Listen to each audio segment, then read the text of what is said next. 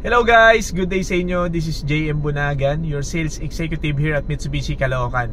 So today guys, lumabas na yung ating Mirage G4 GLS 2026 year model. So 2025 pa lang, nilabas na ni Mitsubishi yung kanyang 2026 year model.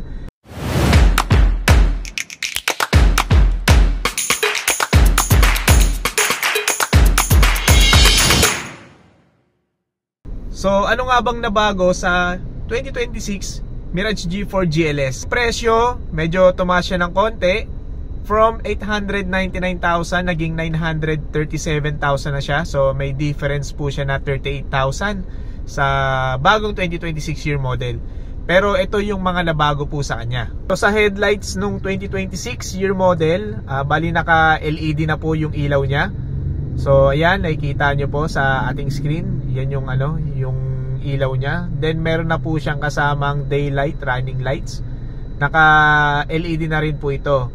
Then ito po sa likod naman po, ayan po, meron po siyang rear combination lights natin na naka LED na rin po siya. Sa itsura naman, sa kanyang frame, sa kanyang performance, sa loob ng Mirage G4, wala naman na bago. Yun pa rin yung design niya, yun pa rin yung makina niya na 1.2 MyVec engine. And then sa loob yun pa rin yung mga interior niya. Naka push start button na siya, naka fog lights, may back camera. Fogs naman po natin, design niya naka two-tone alloy wheel na po siya.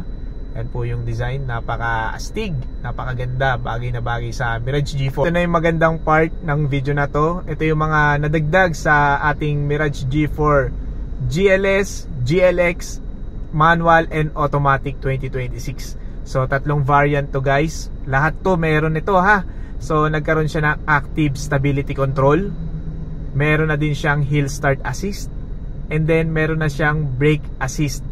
Then yung dati kasi yung 2025 year model, yung GLX manual and then GLX CVT natin, wala siyang EBD and ABS na tinatawag. So ngayon yung 2026 na Mirage G4 na GLX CVT and GLX manual, equipped na din po siya.